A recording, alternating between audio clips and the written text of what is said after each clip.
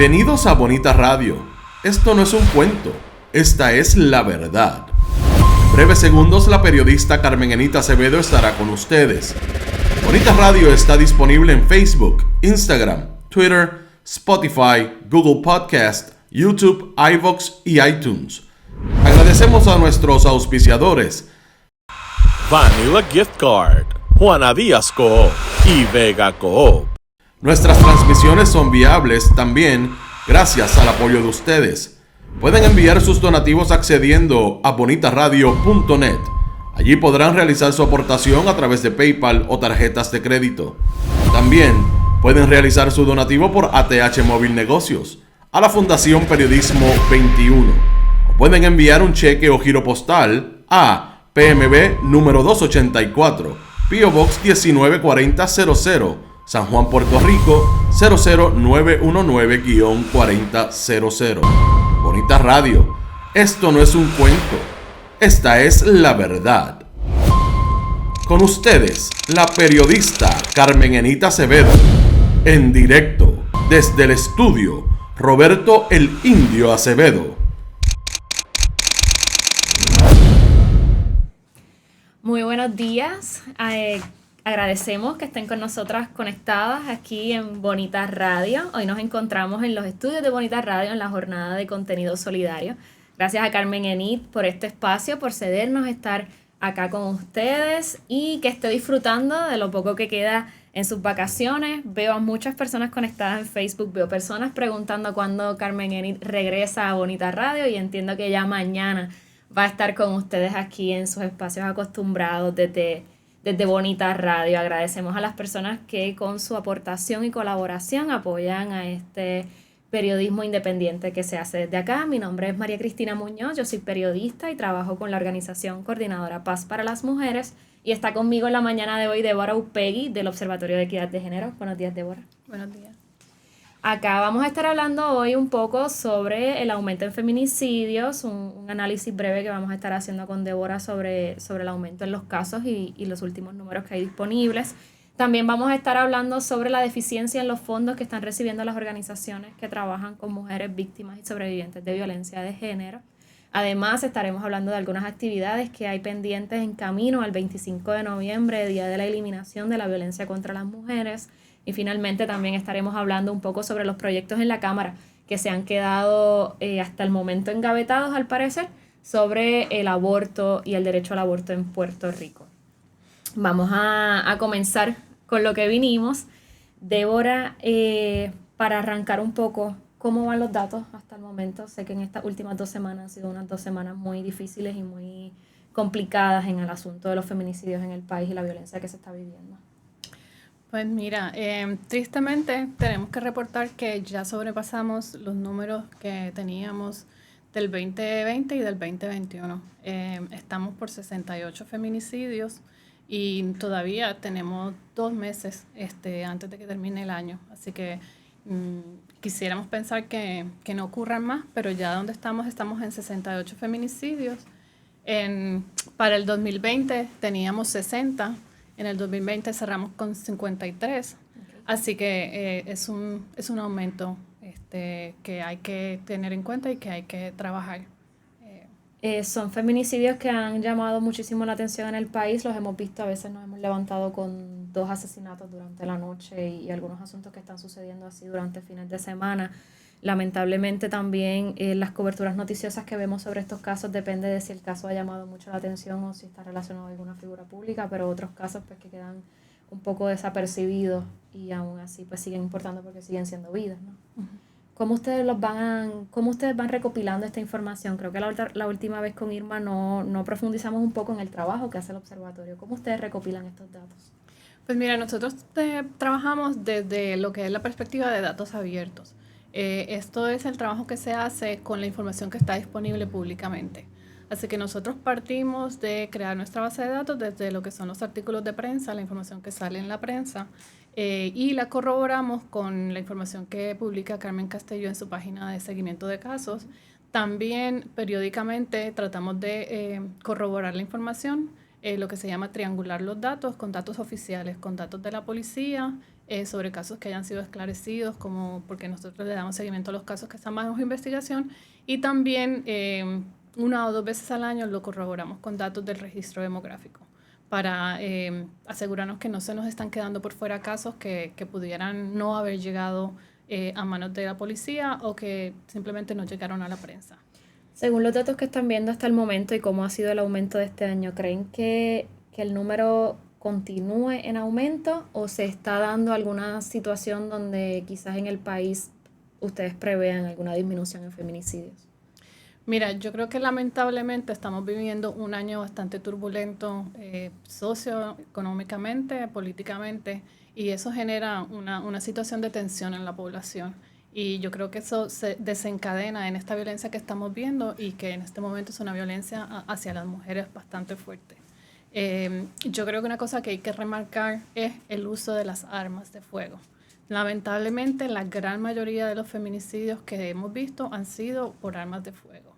Y también en ese sentido hay que tener muy en cuenta que no son solamente los feminicidios, también tenemos intentos de feminicidios que están a la par con los feminicidios. O sea, si tenemos en este momento 68 feminicidios, también tenemos alrededor de 64, 65 incidentes que se pueden catalogar como intentos de feminicidio, en que una mujer fue herida gravemente, pero no llegó a muerte, ¿verdad? Hubo alguna situación, la llevaron al hospital.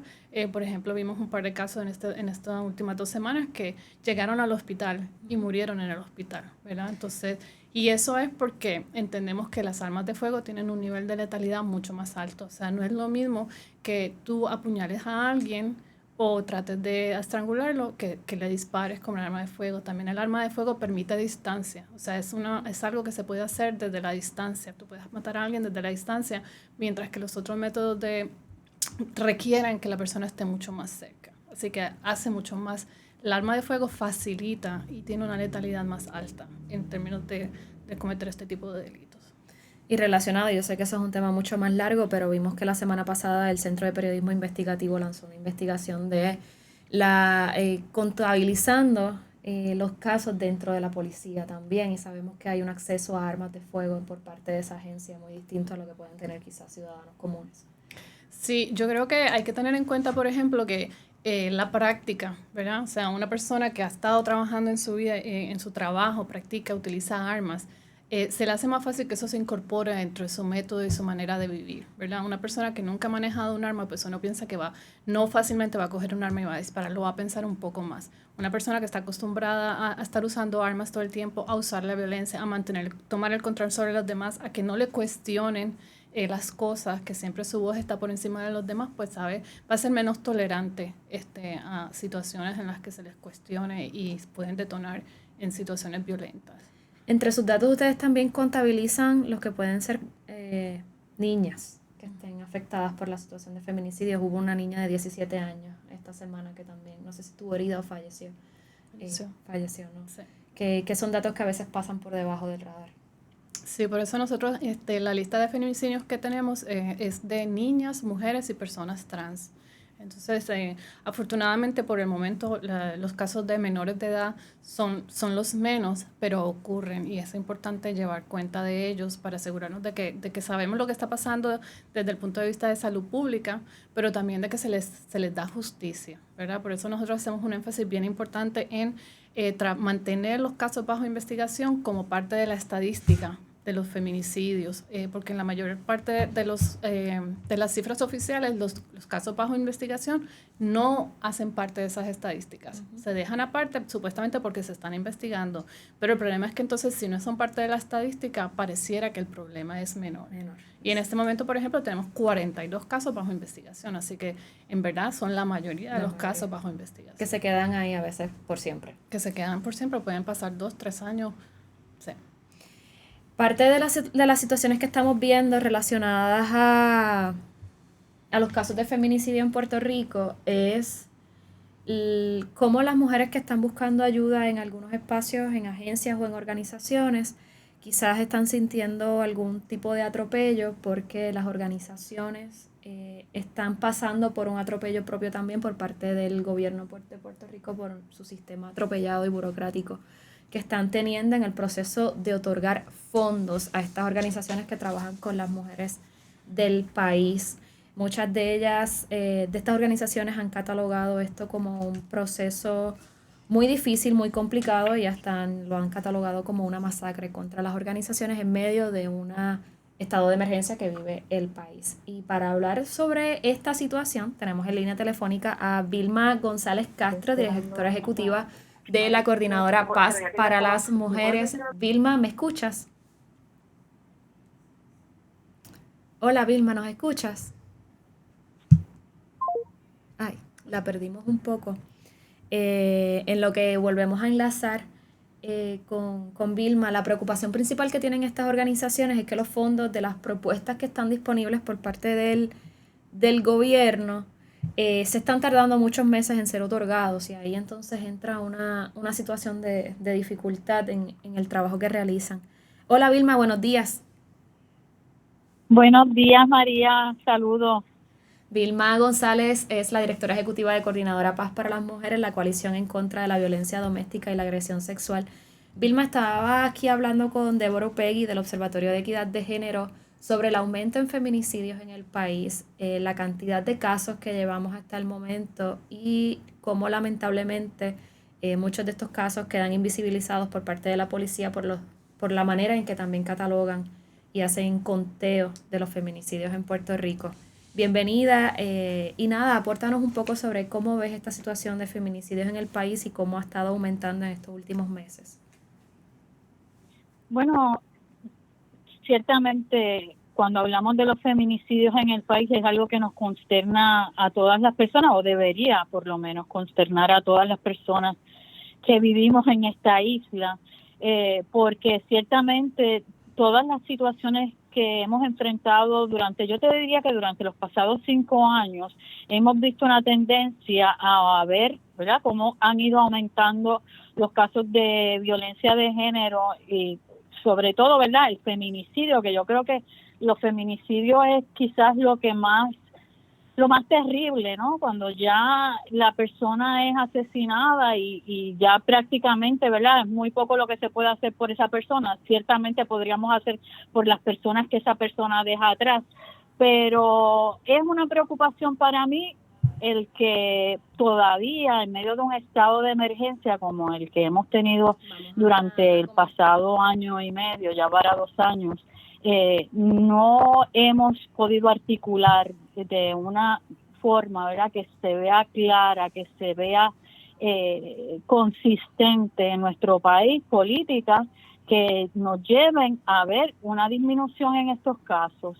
Y por el contrario, pues sabemos que ante todos los estresores que estamos viviendo como sociedad, pues los casos van en aumento, pero no se están tomando las acciones necesarias para reducir, ¿verdad?, la mortalidad, o para reducir los asesinatos de mujeres y para trabajar con la prevención, que es lo más importante después de todo. O sea, ese trabajo de prevención que muchas veces se queda olvidado. Yo creo que en otras ocasiones lo he compartido contigo. A veces a mí me llama mucho la atención porque activamos la discusión cuando estamos frente a un asesinato, ¿verdad? Ya por esa persona, pues, es muy poco lo que se puede hacer. Queremos evitar que la conversación sea cuando llegan esos momentos asesinados. Tenemos que trabajar con prevención, tenemos que hablar de prevención y lo que son las iniciativas más importantes en esa dirección, pues no, son las que no se toman. Por ejemplo, como lo fue con la orden ejecutiva, el tema de la educación con perspectiva de género, para dar un ejemplo. El trabajo que hace el observatorio apunta también a ese asunto de la prevención, ¿no? O sea, conocer los datos y conocer la realidad apunta a poder trabajar en esa prevención necesaria, ¿no, Débora? Sí, definitivamente, porque nosotros trabajamos los datos diferenciados, desagregados, precisamente para poder identificar situaciones que se puedan trabajar desde la prevención. Por ejemplo, en este momento nosotros estamos haciendo el énfasis en el uso de las armas de fuego porque hay ejemplos a nivel mundial. Sudáfrica, por ejemplo, tuvo una gran reducción en el nivel de mortalidad de feminicidios después de que hicieron una ley, una reforma sustancial sobre las leyes de uso de armas en su país. Pudieron con métodos científicos y estudios científicos demostrar que a eso era lo que se debía esa reducción en los feminicidios. Así que hay espacios de trabajo también.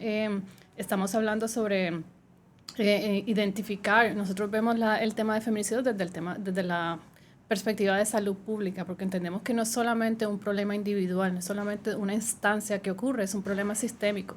Y también desde la idea de que hay muchas maneras de prácticas dañinas que afectan a las mujeres de una manera desproporcionada. Y entonces, por ejemplo, también hablamos de los casos de sobredosis.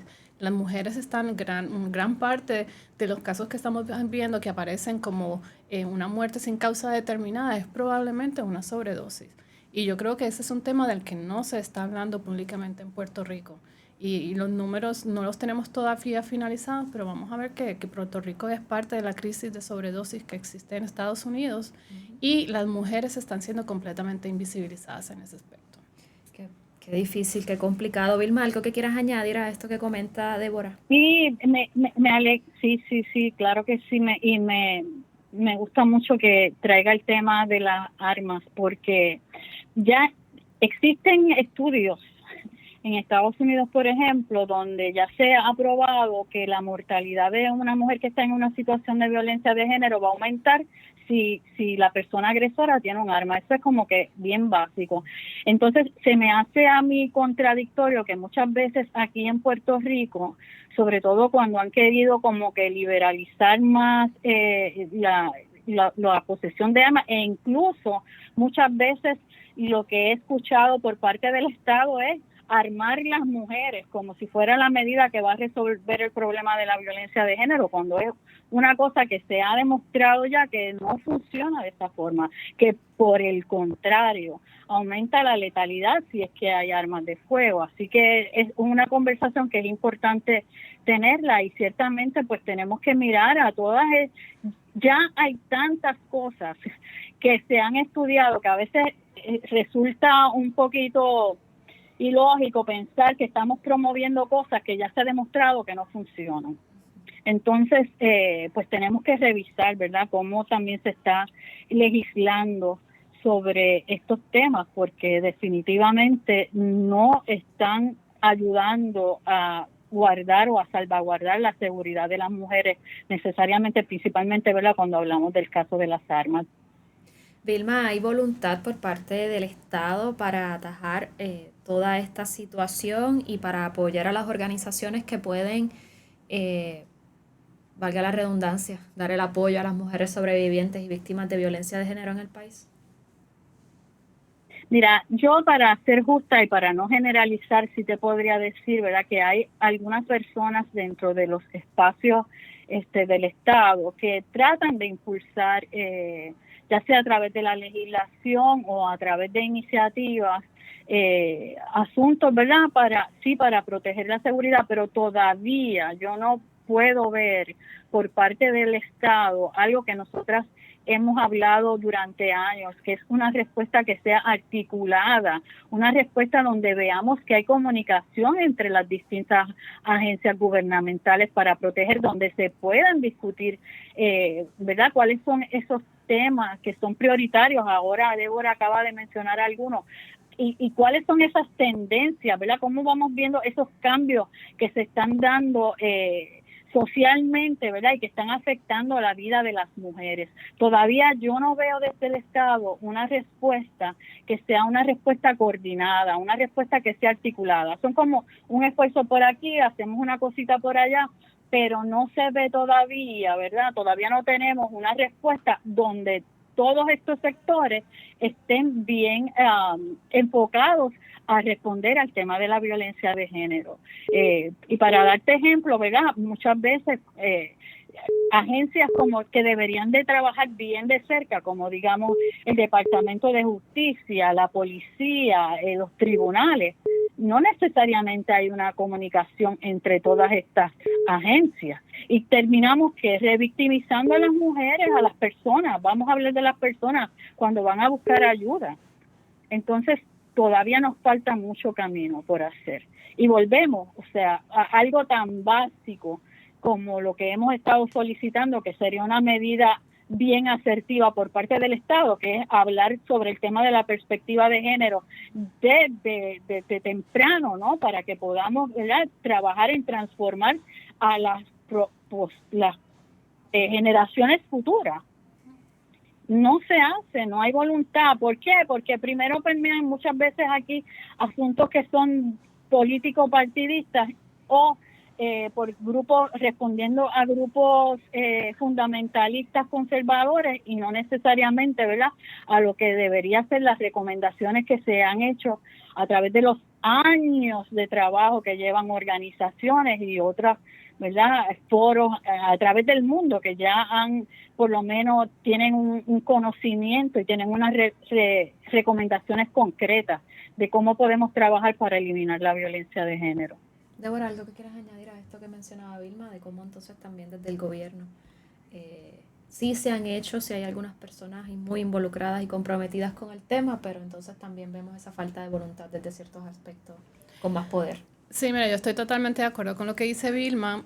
Agregaría, por ejemplo, que es que la orden ejecutiva es un comienzo, pero desde un principio el Comité PARE, por ejemplo, debía haber sido algo que se hubiera ordenado, que estuviera en vigencia a 5, 10 años. O sea, un año no es suficiente para comenzar. O sea, te permite empezar a discutir y a tratar de estar en común en cuáles son algunos de los aspectos a trabajar, pero ese es un plan de trabajo a largo plazo. O sea, hay soluciones que se pueden hacer a corto plazo, pero hay que trabajar en el largo plazo. Y si no se le da seguimiento a ese trabajo, se desarticula de nuevo.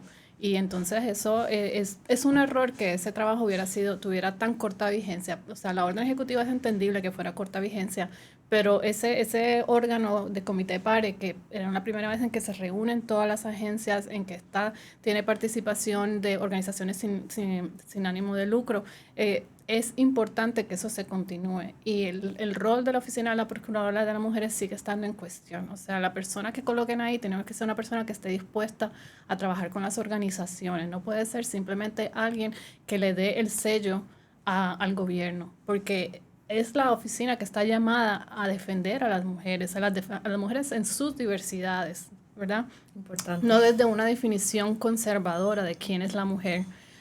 Y tienen que entender que su trabajo es fiscalizador, ¿verdad?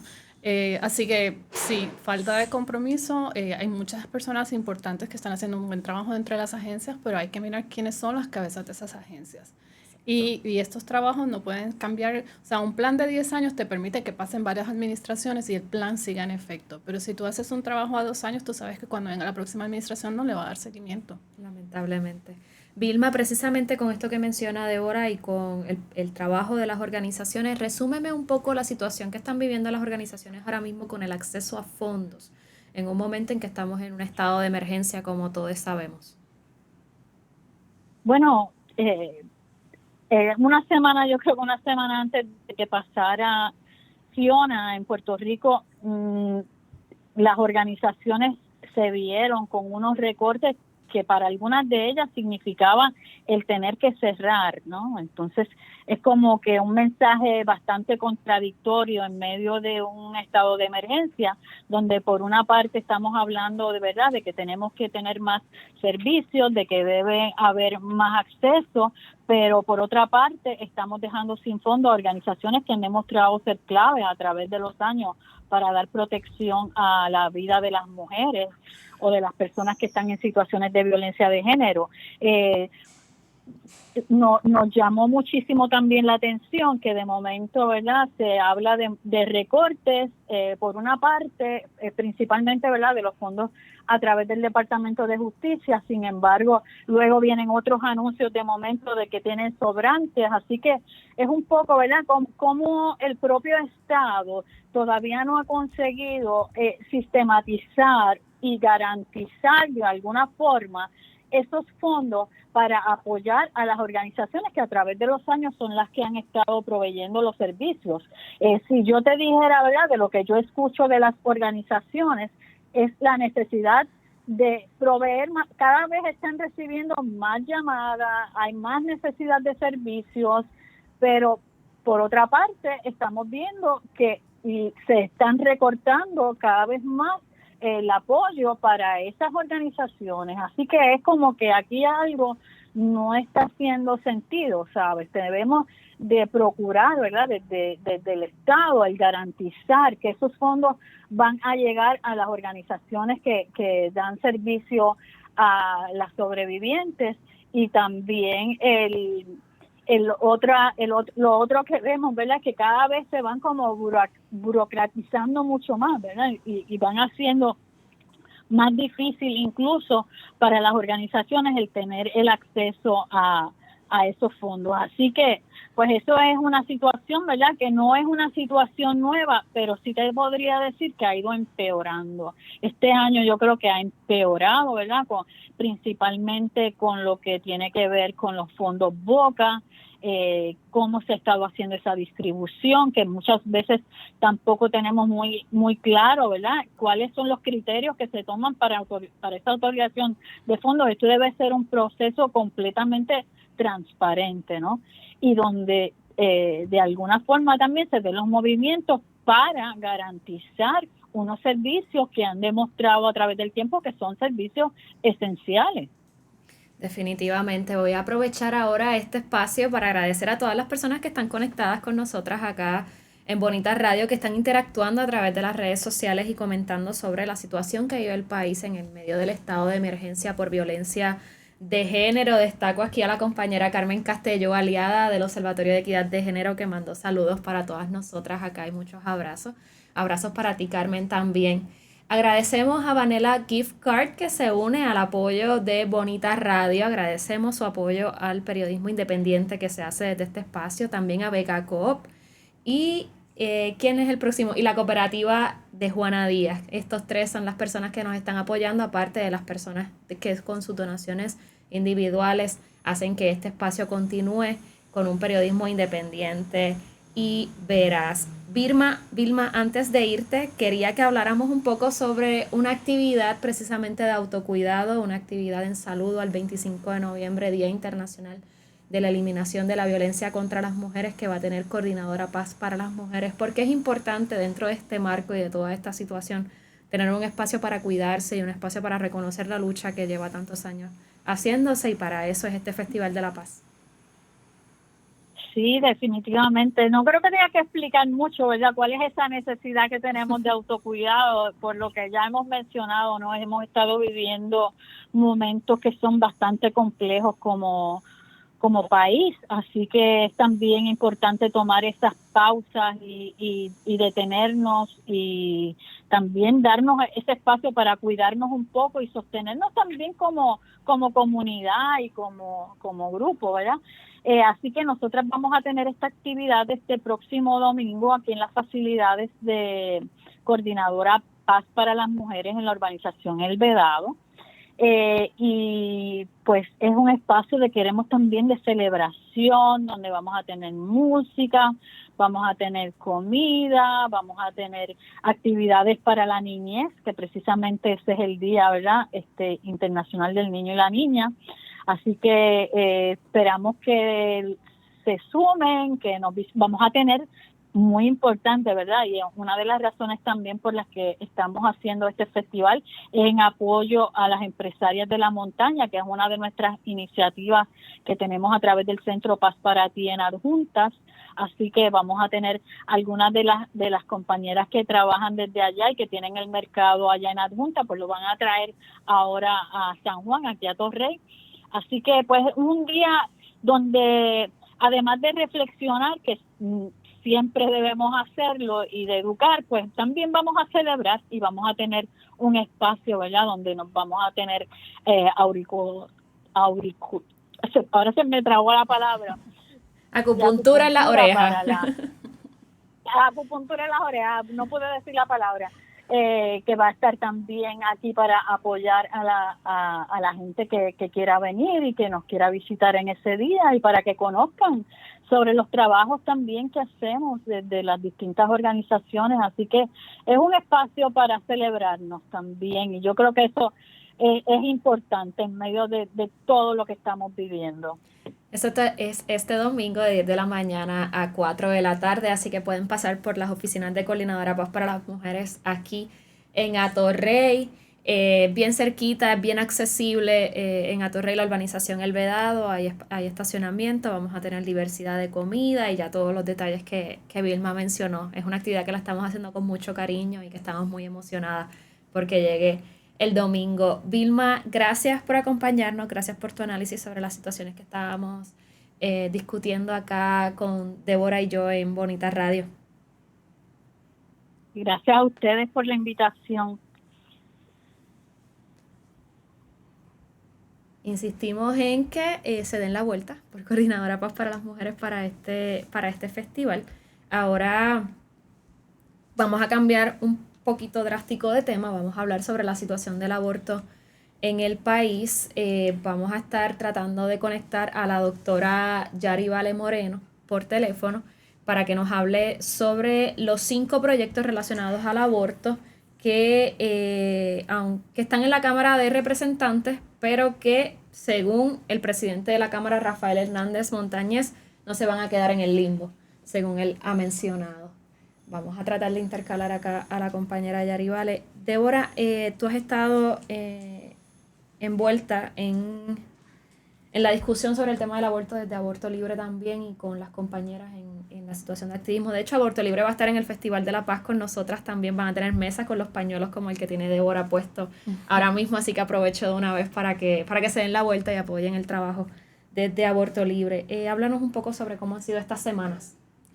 Pues mira, yo creo que han sido semanas de mucha lucha, de estar pendientes de lo que está pasando en la legislación. Es un tema muy importante, el derecho a poder decidir sobre nuestros cuerpos. Y yo creo que eso también enmarca un aspecto que puede ser parte de los detonantes que están generando esta violencia contra las mujeres, ¿verdad? Grupos que puedan sentir que quieren tener control sobre el cuerpo de las mujeres y que de alguna manera se les está tratando de quitar ese control y entonces pueden reaccionar. Quería de momento conectar un poco también que el aborto es una manera está ligado a la prevención contra los feminicidios y la violencia hacia las mujeres.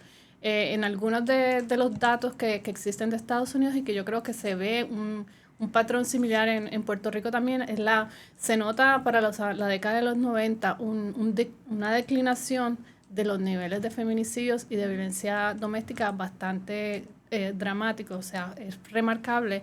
Y ya hay algunos científicos en Estados Unidos que han asociado eso a la legalización, o sea, al mayor acceso al aborto que hubo disponible y que se amplió en esa década. Así que lo conectan con la disminución de los embarazos no deseados, genera un espacio de comodidad para poder cuidar mejor a las nuevas generaciones. Entonces, de ahí se genera un escenario de prevención hacia la violencia contra las mujeres también. Es importante recalcar eso. Sí, son todas las áreas con las que está relacionada el derecho al aborto y el derecho a decidir. Y ya tenemos en línea telefónica a la doctora Yari Vale Moreno. Buenos días, doctora. Gracias por acompañarnos a Débora y a mí desde Bonita Radio. Buenos días. Buenos días. Háblanos. Gracias a ti y a tu audiencia. Claro que sí. Háblanos un poco qué pasó la semana pasada con los 5 proyectos relacionados al aborto que el presidente de la Cámara asegura que no se van a quedar en el limbo, y estos proyectos tenían hasta el jueves de la semana anterior para atenderse, y si no, pues se supone que podrían verse en enero del año 2023. Pues mira, la semana pasada pues fue sorpresivo, ¿verdad? El intercambio que hubo entre el presidente de la Comisión de los Jurídicos y el presidente de la Cámara. Sí pensamos que, ¿verdad?, que iban a bajar y que se iban a discutir y que no sabíamos cómo iba a terminar el desenlace, ¿verdad?, de la votación y de lo que pensaban. Pero tengo entendido que según la prensa de ayer, que se va a ver en comisión hoy, que podrían, ¿verdad?, darle cualquier tipo de informes negativos o positivos a los que ellos, ¿verdad?, quisieran, para entonces en enero bajarlos al floor sería, ¿no? Porque ya no se puede bajar nada. Pero de darle informes negativos, pues entiendo que entonces ahí muere todo. Y entonces pues hubiese concluido de una manera favorable desde nuestro punto de vista, claro está. Cuando estabas entrando a la conversación, Débora estaba mencionando esa relación entre lo que puede ser la prevención de la violencia y el derecho a decidir desde su espacio en la medicina y como ginecóloga obstetra, ¿qué nos puede hablar sobre ese asunto también? Mira, yo de verdad que y he tenido bastantes casos donde la violencia de género viene entrelazada de embarazos no planificados y a su vez no deseados, específicamente porque pues las mujeres están tratando o las personas están tratando de salir de ese ciclo de violencia y un embarazo pues es lo que las ataría, ¿verdad? Más hacia esa persona que les está causando daños. Y entonces pues vemos, ¿verdad? Tanto aquí en la práctica a diaria como en los estudios sociológicos en Estados Unidos, donde sí, las pacientes que más tardan en decidir sobre terminarse un embarazo o no, que obviamente no tienen el acceso por falta de dinero, por su situación social o por falta de acceso mismo, definitivamente tardan más y son las que usualmente pueden venir hasta más tarde en el embarazo, haciéndolo, ¿verdad? Un embarazo del segundo trimestre, un aborto del segundo trimestre, perdóname. Y pues es complicado, es un escenario bastante complicado, son las pacientes que más uno quiere ayudar, porque sabemos que lo que eso supone, el quedarse con el embarazo, supone que su salida de ese ciclo de violencia se retarda más. Y eso está bien documentado también. ¿Cómo desde su espacio también y su oficina está viendo el impacto que están teniendo la restricción al derecho al aborto en los Estados Unidos y Puerto Rico siendo una colonia de ese país y la transportación que pueda haber tan cómoda entre estos dos espacios? ¿Ha visto algún impacto desde su oficina y su profesión? Pues ahora mismo hemos tenido pocas, pero sí pacientes que han venido desde Texas, no tan solo desde mi espacio, sino también a Profamilia y ellas, desde Florida hemos tenido y en otros estados donde ya después de Roe v. Wade ya automáticamente se redujo o se restringió completamente el aborto, como por ejemplo Missouri. Pero no son muchas. Yo creo que muchas de ellas están recurriendo, y lo sé porque una colega de Nuevo México me lo dijo, donde el abarrotamiento de las clínicas allá es brutal, tanto que ella estaba en ese entonces planificando, ¿verdad? Comprar un espacio más grande porque laboralmente la gente se chocaba una con las otras de tan concurrido que estaba el lugar para terminaciones de embarazo. Así que las pacientes que pueden viajar, pues viajan usualmente a otros estados también, porque bueno, ahora en época, dependiendo del season de la época, pues ahora los pasajes a Puerto Rico están bastante costosos. So, no sé cómo eso económicamente impacta también la venida de gente hacia acá. Doctora, ¿ha visto con esta conversación que se ha tenido del aborto en la legislatura, que también, y eso podría ser tema de conversación para otro momento, vemos cómo también se utiliza como balón político en ciertas circunstancias? ¿Ha visto cómo quizás esta situación ha aumentado el interés de las personas en por lo menos educarse sobre el tema del aborto y quizás cambiar algunas perspectivas o informaciones incorrectas que tenían o conceptos incorrectos que tenían sobre el derecho a decidir? ¿Se ha abierto la oportunidad para tener mejores conversaciones con el país? Debo decir que sí, que si algo bueno ha traído estas legislaciones tan negativas, ¿verdad? Lo único bueno que ha traído es que el tema del aborto está nuevamente en la palestra pública y que se habla, ¿verdad? Y que hemos tenido la oportunidad de tener espacios donde hemos podido ¿verdad? Orientar, educar y tratar de contrarrestar el estigma que tiene el aborto en la sociedad, de verlo como cualquier otro procedimiento médico, como salud, ¿no? En vez de la negatividad que solía tener. También de educar en términos de los mitos que carga, ¿verdad? Desde hace mucho tiempo, ¿verdad? Se dicen tantas cosas sobre el aborto, y el aborto es un procedimiento altamente seguro, más seguro que el parto, así que es interesante, ¿verdad?, que cuando uno le plantea eso tanto a las pacientes como a sus familiares como a a cualquier persona de a pie se quedan, ¿verdad? Como que diablo, esa es información nueva que no sabía. Y es lo que casi no se habla, ¿no? Es mucho más noticia o mucho más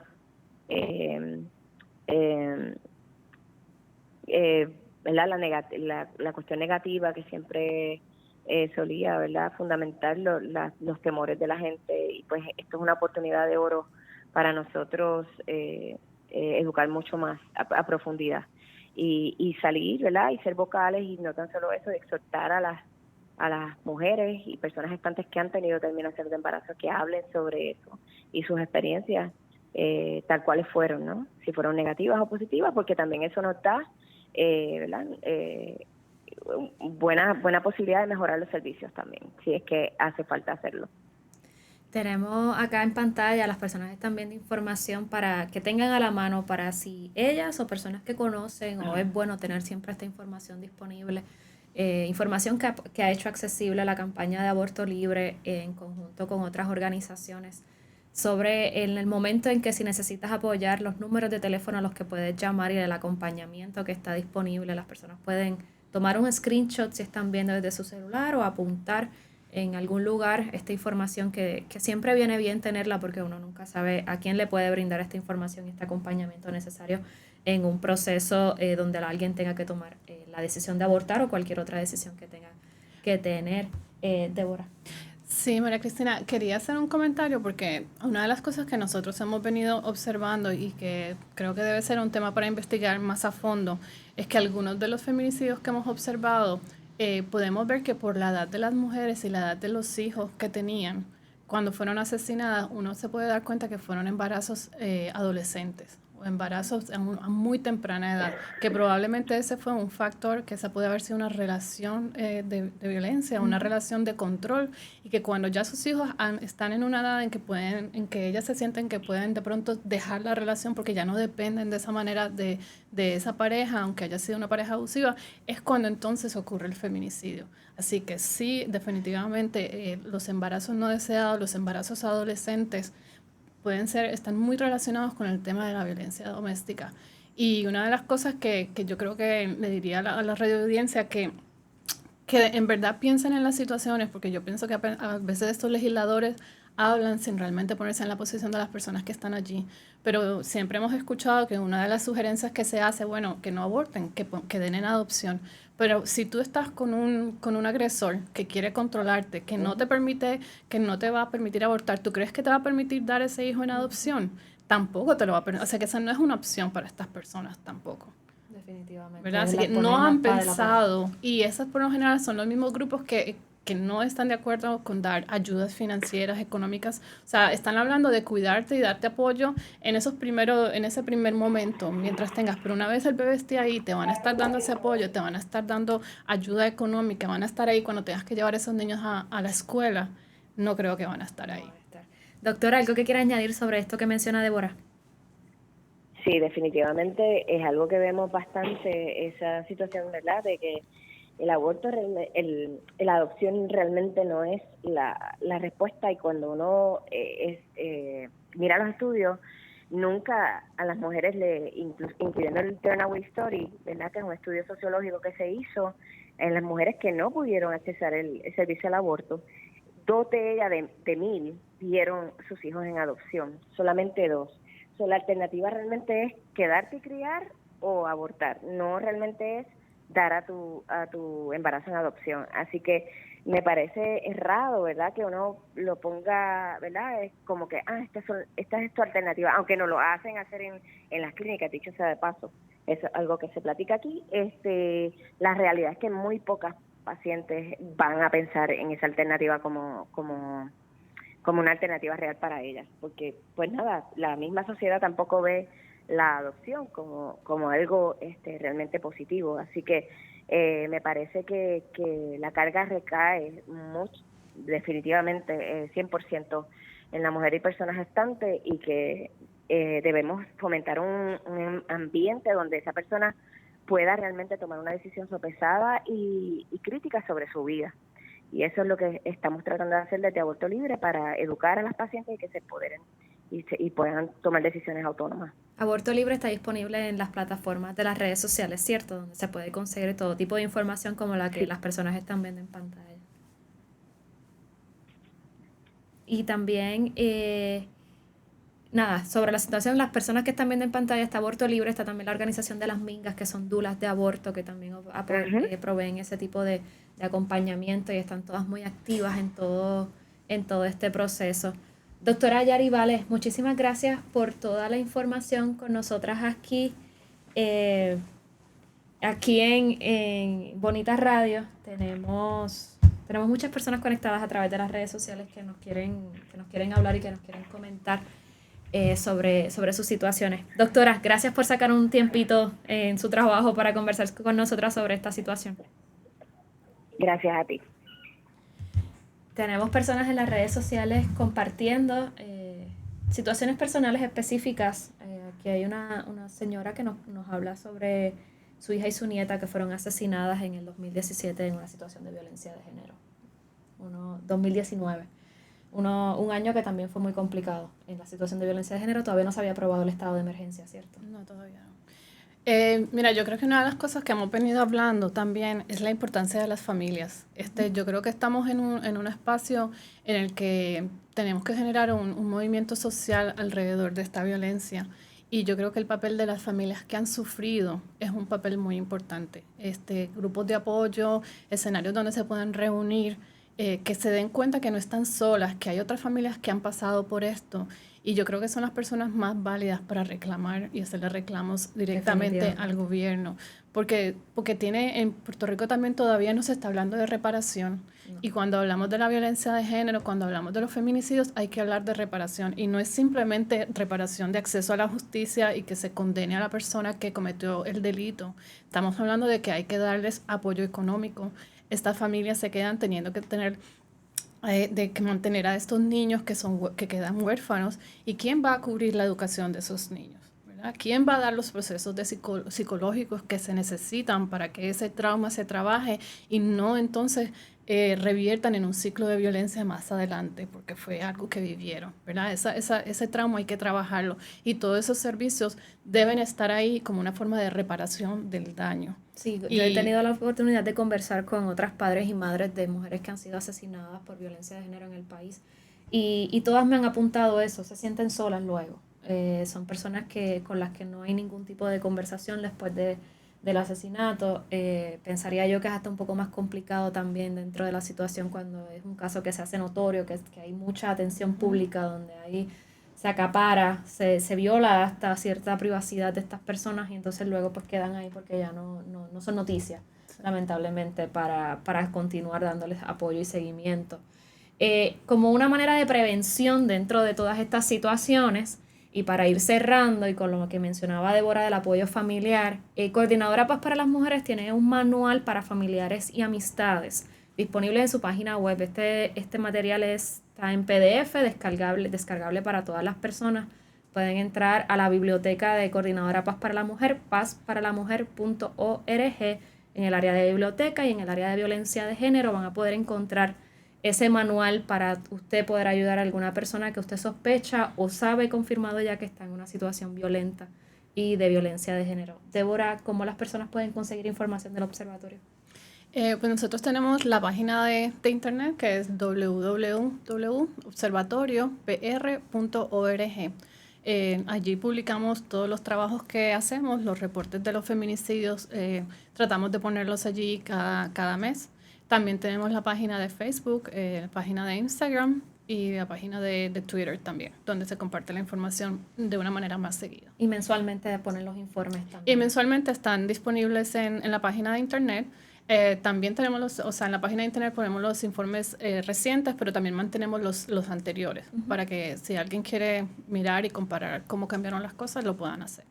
Definitivamente. Gracias, Débora. Gracias a las personas que se conectaron con nosotras acá a través de las plataformas de Bonita Radio. Les recordamos el Festival de la Paz este domingo en Atorrey, en las oficinas de Coordinadora Paz para las Mujeres, desde las 10 de la mañana hasta las 4 de la tarde. Y nuevamente las personas que se conectaron nos hablaron, compartieron sus experiencias relacionadas a la violencia. A la doctora Yari Vale y a Vilma González también les agradecemos por estar con nosotros, y las personas que auspician este espacio, a David por apoyarnos en la parte técnica, y será hasta la próxima. Bonita Radio. Esto no es un cuento. Esta es la verdad. Este programa fue traído a ustedes por Vanilla Gift Card. Juana Díaz Coop, somos parte de ti. Y Vega Coop, de tu lado siempre.